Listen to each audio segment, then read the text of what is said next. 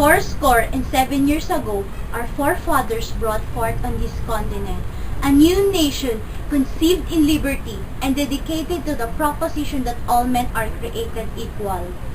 Now, we are engaged in a great civil war, testing whether that nation or any nation so conceived and so dedicated can long endure. We are met on a great battlefield of that war. We have come to dedicate a portion of that field as a final resting place for those who here gave their lives so that that nation might live. It is altogether fitting and proper that we should do this. But, in the larger sense, we cannot dedicate, we cannot consecrate, we cannot hallow this ground. The brave men, living and dead, who struggled here, have consecrated it far above our poor power to add or detract. The world will little note nor long remember what we say here, but it can never forget what they did here.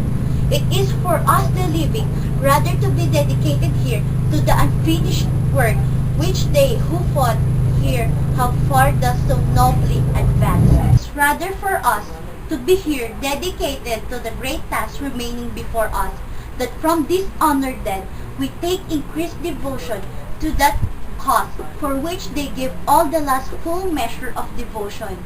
That we here highly resolve that from this dead shall measure of devotion shall not have died in vain, that this nation under God shall have a new birth of freedom, and that government of the people, by the people, for the people shall not perish,